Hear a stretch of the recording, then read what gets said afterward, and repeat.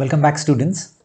Today's lecture is going to be the second in the series of lectures about the strange case of Dr. Jekyll and Mr. Hyde. So in today's lecture, we are going to take a look at the plot summary. In other words, we are going to see what happens in the text, right? I will be hoping that you are reading the text, but in the meantime, I'm going to familiarize you with the events of this novel, right? So in the previous class, I had spoken about the historical context, about some of the key facts related to the text, some related literary works, and also, more importantly, about the biographical details about the author. So today we move entirely into the text itself, and we will begin by talking about the plot, by providing you a plot summary. And in the next lectures, in the upcoming ones, we're going to have a look at the various themes, at the various characters, symbols, and some important quotations probably. But for today's lecture, we are going to stick only to the plot summary. So let's begin. So the novel begins and we are introduced to a character named Mr. Utterson. And Mr. Utterson is a lawyer. He is a reserved but kind person, and he is also known for being loyal to his friends. Right? These are his qualities. And in fact, he's so loyal that he even sides with his friends even when he knows that his friends are doing something wrong, right? So that is the level of Mr. Utterson's loyalty. This we know early on in the text. And one of his friends is a man called Mr. Enfield. So at the beginning of the text, we are introduced to two characters, Mr. Utterson, and you are going to see that he becomes an important character later on, and another character, less important perhaps, Mr. Enfield. So one Sunday, these two men are out on a walk, right? They are walking around the city of London and they come across a somber looking door belonging to a house that Enfield knows well. And Enfield, this Mr. Enfield, narrates a horrible incident to Mr. Utterson. And in this incident, a man trampled a young girl. And when this man was caught, when he was apprehended by the police and the neighboring people alike, this man seemed remorseless but agreed to pay a large check when threatened by the police, right? So let's quickly run over what happened. So Mr. Enfield and Mr. Utterson are two friends, and they are out on a walk on a Sunday. And while on their walk, they come across this house, and Mr. Enfield recognizes this house, and he tells Mr. Utterson that I was passing by this house one day, and there was a little girl who was passing by, and there was another man who ran into this little girl, and then when they collided, this man trampled the little girl. And trampled is basically similar to stampeding. It's a horrible thing to do to another person, right? To step on that person, right? And hit them with their boot, right? And this happened. So now when this man was caught by the police and caught by the neighbors in that area, by the people living in that area, he seemed to have no remorse. He didn't even seem to have any idea of wrongdoing. It was as if what he did to that little girl was nothing wrong at all. That is how this man behaved. And remember, Mr. Enfield is telling this story to Mr. Utterson, his friend.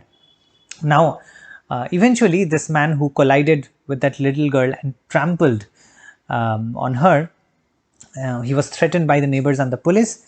And when he was threatened, he offered to pay a huge sum of money, a large check or a huge sum of money he offered to the girl and the girl's family, so that he could stay out of jail and possibly stay out of press. So this man disappeared into this very house and revealed a check signed by a very well-known and respected person. Okay, so Mr. Utterson and Mr. Enfield, they agree that it is best not to talk any further about the matter but Utterson is also deeply affected. Remember, it's Mr. Enfield narrating an incident. It's not Mr. Utterson. Mr. Utterson was the listener in this case. But even though he was the listener, he was deeply affected, right? Because, guess why? Because he knows the person that Enfield describes who trampled the girl. You see? So remember that Mr. Enfield was only passing by, and um, the little girl collided with a man, and that man trampled the little girl and then paid that check to stay out of jail. And Mr. Utterson, he knows this man. Okay? So remember, I told you early on in the class that Mr. Utterson is a lawyer, and as a lawyer he has obviously many clients, and one of his clients is Dr. Jekyll, right? The titular character. Remember, the name of the novel is The Strange Case of Dr. Jekyll and Mr. Hyde, and Dr. Jekyll happens to be one of Mr. Utterson's clients. So this Dr. Jekyll, we are going to know him a little more about him a little more later, but remember now, note now that Dr. Jekyll is a client of the lawyer Mr. Utterson, and he has made a will, and in his will he has left all of his property to a person called Mr. Hyde. Again, Mr. Hyde is a character from the name of the novel. So essentially, Dr. Jekyll has left all of his property to Mr. Hyde, but didn't leave anything to his own family. Right? See? So this is where, this is what disturbs Mr. Utterson, right? Because this is what Mr. Utterson cannot understand. So Mr. Utterson, after hearing this incident, which Mr. Enfield narrated to him, he visits an old friend of his, right? And this old friend is another doctor named Dr. Lanyon. So Mr. Utterson visits Dr. Lanyon, who happens to be an old friend, a sort of common friend to both of them, right? And we get to learn that Dr. Lanyon and Dr. Jekyll and Mr. Utterson, these three are, like I said, common friends, but Dr. Lanyon and Dr. Jekyll at a certain point had a falling out. Falling out means, it doesn't mean that they fell from someplace. Falling out means they had a disagreement or they had a quarrel of sorts, and they are not in communication with each other, right? And Dr. Lanyon, considers Dr. Jekyll's methods of experimentation very unscientific. He thinks that Jekyll is using, he is not a proper scientist, in the sense that his experiments are very dicey. They are not very scientific. His methods are questionable. And Dr. Lanyon also reveals that he has never heard of this Mr. Hyde. Who is Mr. Hyde? Mr. Hyde is the character in the title of this novel, but Mr. Hyde is also the person to whom Dr. Jekyll is leaving all his property to, not to his own family, right? And Lanyon says that, yeah, I have never heard the name Mr. Hyde. And so Utterson is even more worried, right? We are going to know why soon. And so Mr. Utterson goes back home, and he has this terrible dream where Dr. Jekyll, Dr. Jekyll is woken on his bed by this blackmailing fiend, which is Mr. Hyde. So as you may have guessed, Mr. Hyde is not a good person, and Mr. Hyde is the person who had trampled that little girl. Mr. Hyde is the person who had offered to pay a large sum of money, right, to the police to stay out of jail. And Mr. Utterson, the lawyer, he knows that Dr. Jekyll is leaving all of his property to this hideous fiend, to this blackmailer, right?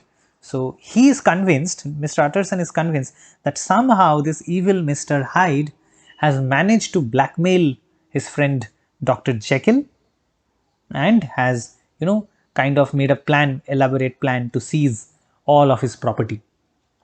Okay, so now Mr. Utterson decides to spy on that strange house. Which strange house?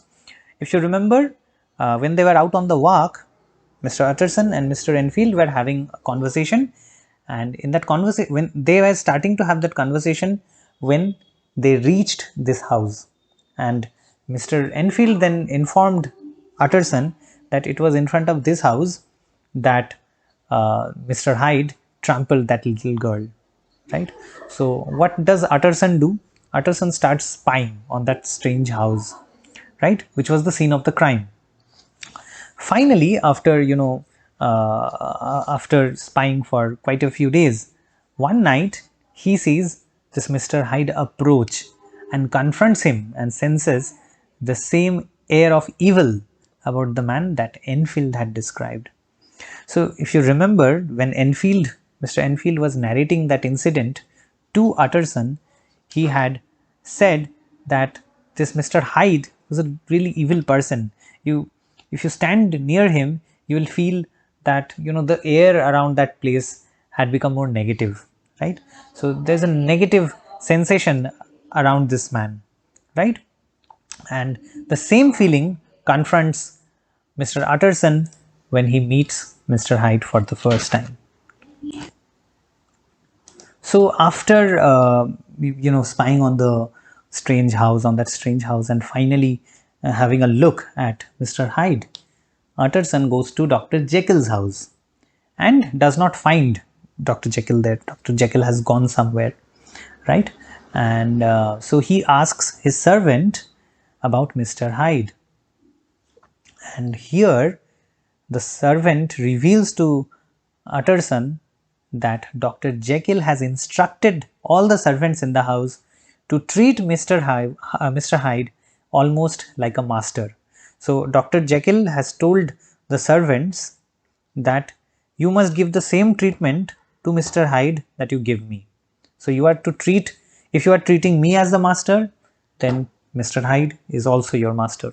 Okay, so this is what instructions Dr. Jekyll has given to all his servants, and this makes the lawyer Utterson even more anxious, right?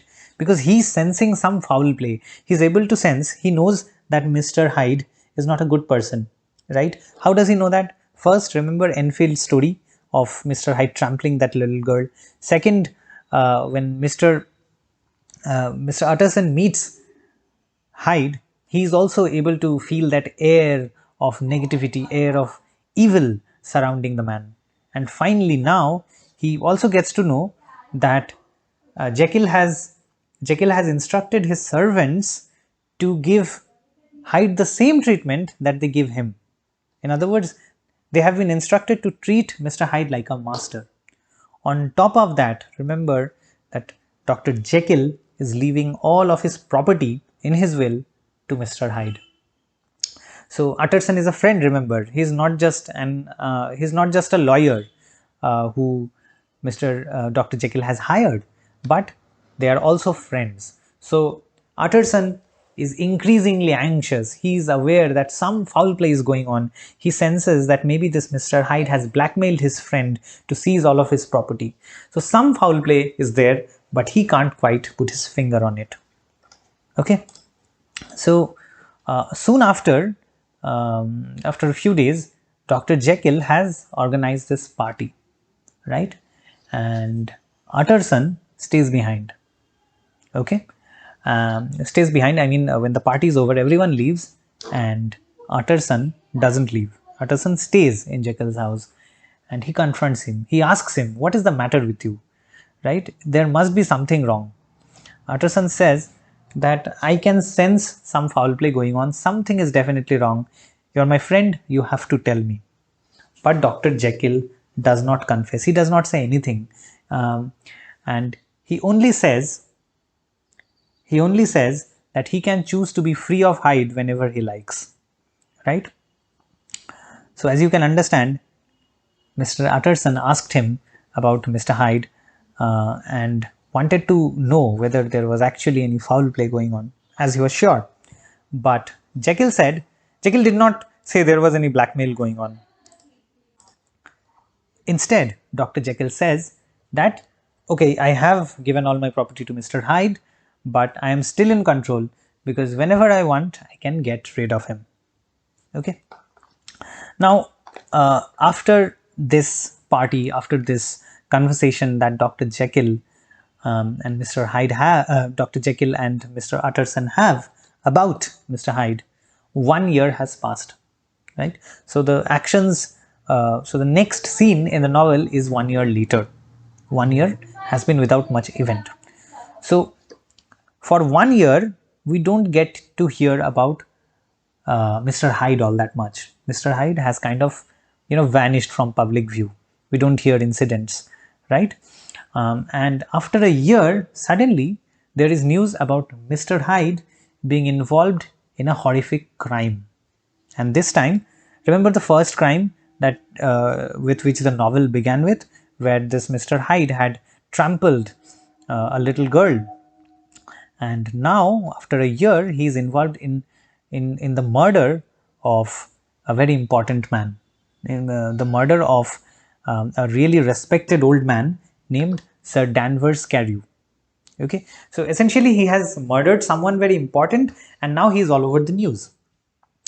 And now this old man whom Mr. Hyde has murdered, that man also happens to be a client of Utterson. Remember, Utterson is a lawyer, is a famous lawyer, and he has many clients across the city of London. While Dr. Jekyll is one of his clients, it just so happens that Sir Danvers Carew, the person whom Mr. Hyde has murdered, is also a client, right? And since Utterson was his lawyer, the police come to him, the police meet Utterson, and then Utterson takes them to Hyde's address, right? Remember, Mr. Utterson knew that Mr. Hyde lives in which house, because that is the house where, in front of which the child had been trampled, the little girl had been trampled. Okay, and that was also the house which Mr. Utterson had been spying when he was trying to find out more about Mr. Hyde. So Utterson knew where Hyde lived, or at least he guessed where Hyde lived, and he took the police there. But the police and Mr. Utterson, they do not find anything in the rooms, right? They only find a burnt out checkbook. Okay, a checkbook that has been burnt. So Utterson visits Dr. Jekyll once again, and Dr. Jekyll says that he's done with this Mr. Hyde. He's a criminal. He even shows Utterson a letter from Hyde to the same effect, that Hyde is now gone. So, but when Utterson goes home and sits with his trusted clerk, and his clerk just so happens to be a handwriting expert, and the letter turns out to be written in Jekyll's own hand, right? Now this brings back Utterson's suspicions of blackmail. Remember that early on in the novel, while Utterson had learned that Mr. Hyde was a criminal, he began to think that Dr. Jekyll had left all of his property to him only because he was being blackmailed. And when he asked Jekyll about it, Jekyll has said, no, I can get rid of this Mr. Hyde anytime. And now Jekyll, after this murder incident, Jekyll is saying that I have finally got rid of Mr. Hyde. See, he has left me a letter. Now, in that letter, Mr. Hyde has declared that I'm gone for good. So now this letter, Utterson has taken and shown to his clerk, and his clerk is a handwriting expert. Now, as a handwriting expert, his clerk was easily able to figure out that this letter is written by, guess who? Not Mr. Hyde, because we don't know what Mr. Hyde's handwriting is like, but he does know what Dr. Jekyll's handwriting is like, because remember, Dr. Jekyll is a client, so he has documents signed by and written by Dr. Jekyll. So the clerk figures out that the letter is actually written by Dr. Jekyll. Now, Utterson is convinced that some blackmail is definitely going on, and this Mr. Hyde guy is 100%, he's definitely blackmailing Dr. Jekyll. So after the horrific news of murder of Sir Danvers Carew has become public news, Jekyll is back to his old self, right? And regularly he entertains his friends, he holds parties, he has conversations with them. But 2 months later, 2 months after the murder, Utterson is turned away from Jekyll's door, and once again the doctor becomes a recluse, right? So the murder happens, and then that letter incident happens, where Dr. Jekyll claims that this is a letter from Hyde, where he says that I'm going away. But Utterson and his clerk figure out that this letter is actually written by Jekyll. So he figures out that probably Hyde is blackmailing Jekyll, and he forced Jekyll to write this letter. And in the meantime, 2 months have passed, and in those 2 months, Dr. Jekyll is once again holding parties and meeting up people and so on. And 2 months have gone. After 2 months, Utterson tries to visit his friend Dr. Jekyll, and once again he's turned away at the door. Dr. Jekyll doesn't want to meet anyone anymore. Okay, so this is where I'm going to stop today's lecture. I have discussed, or I have narrated roughly half of the plot to you. In the next lecture, I'm going to cover the rest of the plot. But in the meantime, I would expect you to begin reading the novel. It's not a very long novel. It's a novella, so to speak. It's 1/3 the size of a big novel. So it's pretty short, right? So read the story, start reading the novel. In the next lecture, I'll continue and narrate the rest of the events of this story to you.